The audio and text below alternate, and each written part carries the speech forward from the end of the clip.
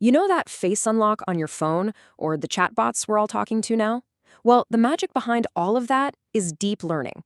It's basically the engine that powers modern AI. It's everywhere, which, of course, brings up a really big question. I mean, how does a machine actually learn? How does it go from being a blank slate to, understanding what you're saying or recognizing your face? All right, let's get into it. We're going to unpack the brain of an AI piece by piece. So if we want to understand this whole massive system, we've got to start small, like really small. We need to look at the most basic building block of it all.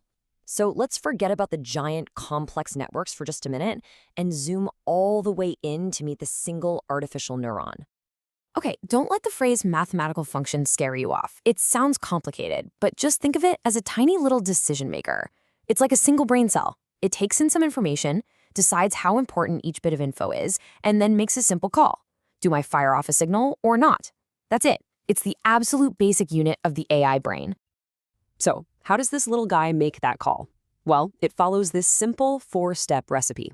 First, you've got your inputs. Let's say the words in an email. Step 2, it applies weights. Now, a weight is just how important something is. So if we're building a spam filter, a word like free or lottery, that gets a huge weight. It's a big red flag. Third, a bias gets added in. You can think of this as just a little nudge to help the neuron lean one way or the other.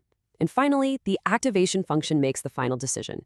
It's the part that yells, spam, or nope, not spam. And that final step, the activation, that's the really crucial part. Seriously, without it, a whole neural network, even one with millions of neurons, would just be doing super simple, predictable math. It's the activation function that introduces what's called nonlinearity. It's the spark, the secret sauce, that lets the network learn all the complex, messy patterns of the real world, not just, straight lines on a graph. Now, it turns out there are a few different kinds of these sparks, these activation functions. Some are really good for things like calculating probabilities, giving you a number between 0 and 1. But the one you really need to know about today is called ReLU. It's the modern standard, pretty much the default choice. Why? Because it's just incredibly simple and super fast. That's why it's the go-to for most of the AI we use today. It's the little engine that could, letting these networks learn all that complicated stuff. All right, so we've got our single neuron. But let's be honest, one neuron on its own isn't going to change the world. The real power, the magic, happens when you link millions of them together into a network. But that brings up the next big question, right? How does this giant network actually get any smarter? Well, it learns from its mistakes, and it does that using a really cool process called backpropagation. Think of backpropagation as this constant 4-step feedback loop. It's how the AI learns. So, step 1. The network sees an input, let's say a picture of a cat, and it makes a guess. I think that's a cat. Step 2. It measures the error. A loss function basically just calculates how wrong that guess was. Then comes step 3, and this is where the magic really happens. The network figures out exactly how much each and every one of those little importance knobs, the weights we talked about, contributed to the mistake. And finally, step 4. It goes back and adjusts all those knobs just a tiny little bit so that the next guess will be better. Now you do that millions or even billions of times, and that's learning. Okay, let's make that super concrete. Imagine the network looks at the picture and it's, say, 90% sure it's a cat, so its prediction is a 0.9. The right answer, the actual label, is 1.0 for cat.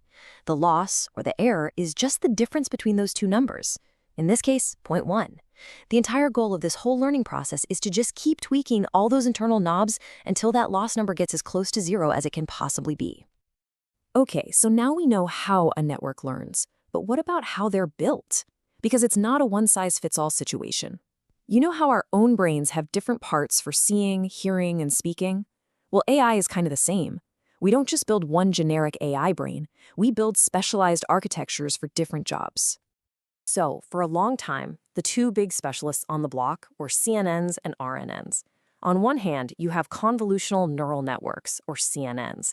These are the vision experts. They are masters at understanding images, analyzing spatial patterns by spotting things like edges, shapes, and textures. Then, on the other hand, you have recurrent neural networks, or RNNs. These guys are built for sequences. They have a kind of memory, which lets them understand things where the order is everything. Like words in a sentence or notes in a song. And trust me, you use CNNs every single day. That face unlock on your phone, That's a CNN at work, spotting the unique patterns of your face. When a self-driving car detects a pedestrian, CNN. When an AI helps a doctor analyze a lung scan, yep, that's a CNN too. You can think of them as the AI's visual cortex. And RNNs? Well, for a good while, they were the undisputed kings of language. They were great at predicting the next word in a sentence because, hey, they could remember the words that came just before it. But they had a huge flaw, a really critical weakness. They had terrible long-term memory. They were great at remembering the last couple of words, but ask them to recall a key detail from the start of a long paragraph? Forget about it. And that one limitation? Well, it set the stage for an absolute revolution.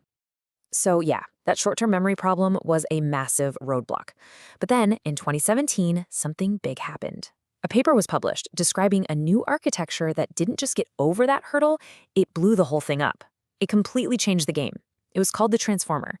And I'm not exaggerating when I say it is the foundation of pretty much all the crazy advanced AI you see today. So what was the big breakthrough idea? It's a mechanism with a perfect name, attention. See, instead of reading a sentence one word at a time, like an RNN did, a transformer looks at the entire sentence all at once. And here's the brilliant part. For any given word, it can figure out which other words in the sentence are the most important for understanding its meaning. It literally learns to pay attention to what matters. This is the perfect way to understand it. Look at this sentence. The dog chased the ball because it was hungry. Now, what does it refer to? The ball or the dog? It's obvious to us, right? Well, an older RNN might actually get confused. But a transformer? Its attention mechanism can look at all the words, weigh the relationships, and instantly see that it has a super strong connection to dog. It just gets the context. And that ability is precisely why transformers took over the world. The mind-blowing chatbots like GPT and Gemini, transformers. Those incredible AI image generators like DALL and Stable Diffusion, yep, transformers. Even the tools that can write computer code for you. All of them are built on this fundamental transformer architecture. They finally cracked that long-term memory problem, and they can scale up to sizes we never thought possible. Look, it's really not an exaggeration to say this. If those early neural networks were like deep learning 1.0, then transformers are absolutely deep learning 2.0.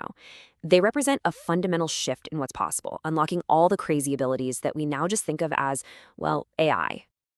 All right, so let's do a super quick recap. We started with the humble neuron, the basic building block. We saw how networks of them learn by correcting their mistakes using backpropagation. We talked about the specialists, CNNs for anything visual, and the older RNNs for things in a sequence. And finally, we landed on the game changer, transformers, which use that clever attention idea and are the undisputed foundation of all modern AI. So think about the journey we just took. We went from a single, simple mathematical function all the way to a massive architecture that can understand nuance, write poetry, and generate art. We've basically built an entirely new kind of brain. And that, of course, leaves us with one final massive question to think about. Now that we've built it, what on earth is it going to think of next?